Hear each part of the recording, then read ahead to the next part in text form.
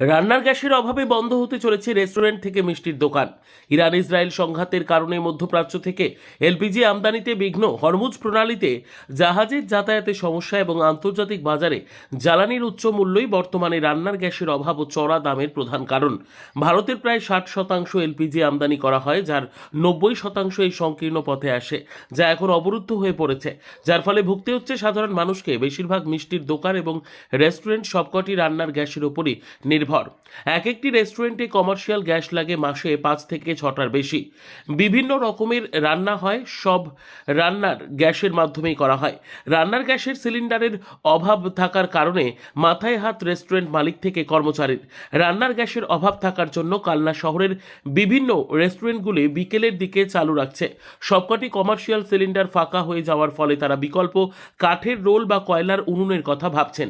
রেস্টুরেন্টের মালিক থেকে কর্মচারীরা আশঙ্কায় রয়েছেন, যদি গ্যাসের সিলিন্ডার না পাওয়া যায় তাহলে হয়তো রেস্টুরেন্ট বন্ধ করে দিতে হবে।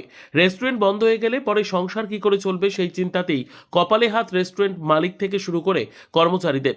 মিষ্টির দোকানগুলোর রান্নার গ্যাসের সিলিন্ডারের অভাবে প্রায় এক প্রকার ধুঁকছে বললেই চলে। আগে যে পরিমাণ মিষ্টি বানানো হতো সেই পরিমাণ মিষ্টি বানানো আর হচ্ছে না। মিষ্টির বিভিন্ন আইটেম ও অনেক কমিয়ে দেওয়া হয়েছে বলে জানান মিষ্টি দোকানের মালিক অভিজিৎ মোদক আরও বলেন, বিকল্প ব্যবস্থা আছে ডিজেল ভাটি, তবে ডিজেল ভাটি তৈরি করার জন্য যে মিস্ত্রির প্রয়োজন সেই মিস্ত্রির সন্ধান পাওয়া যাচ্ছে না। যে টাকা দিয়ে গ্যাস সিলিন্ডার কেনা হচ্ছে সেইভাবে মিষ্টির দাম বাড়ানো যাচ্ছে না। তাই এইভাবে চললে হয়তো মিষ্টির দোকান বন্ধ করে দিতে হবে।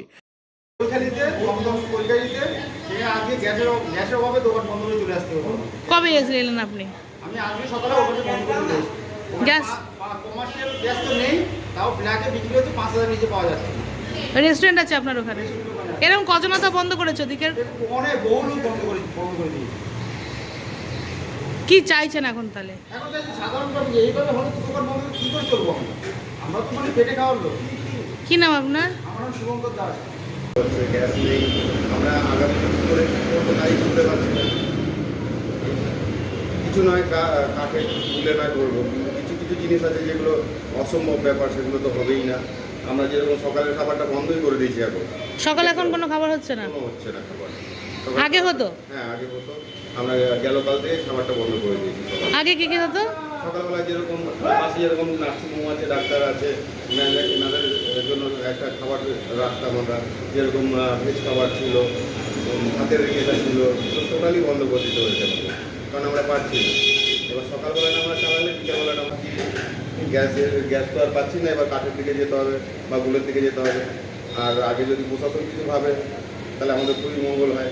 না হলে এই যে এতগুলো স্টাফ যে আছে, স্টাফগুলো এবার এরা কী করবে সেটা নিয়ে ভাবনা চিন্তা করতে হচ্ছে। কি নাম আপনার? আমার নাম শঙ্কর মন্দির। মানে এখন যা বর্তমান যে পরিস্থিতি চলছে, মানে দোকান বন্ধ হয়ে যাবে কোনো অবস্থা। গ্যাস ছাড়া তো কোনো কিছুই সম্ভব না। প্রধান জ্বালানি গ্যাস হিসেবে আমরা ব্যবহার করি। গ্যাসের বিকল্প তো এই মুহূর্তে আমরা ডিজেল ভাটি চিন্তা ভাবনা করছি, কিন্তু যদি ডিজেল ভাটি যে মিস্ত্রি, সেই মিস্ত্রি তুলনামূলক কম কালনা মার্কেটে।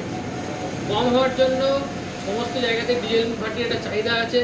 এবার সেই পরিমাণ মিস্ত্রি পাওয়া যাচ্ছে না, যে কারণের জন্য এখনও 10-15 দিন মতো ডিজেল ভাটির জন্য অপেক্ষা করতে হবে আমাদের। কিন্তু যা পরিস্থিতি চলছে, যদি ডিজেলও যদি পরবর্তীকালে না পাওয়া যায়, সেই সূত্রে দোকান অনির্দিষ্টকালের জন্য বন্ধ হতে পারে।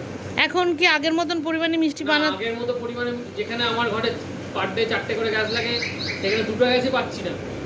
আর ছোটো গ্যাস তো কোনো কথাই নেই, ছোটো গ্যাস তো কাজ করা যায় না ওখানে, বড়ো গ্যাসেই কাজ করতে হয়।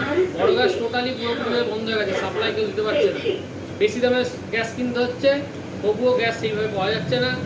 এবার যে পরিমাণ খরচা হচ্ছে জ্বালানিতে, সেই পরিমাণ মালের দাম বাড়ানো যাচ্ছে না। একটা বিশাল সমস্যার মধ্যে কালনার সমস্ত মিষ্টির দোকানদার, রেস্টুরেন্ট মালিকরা পোষা আছে।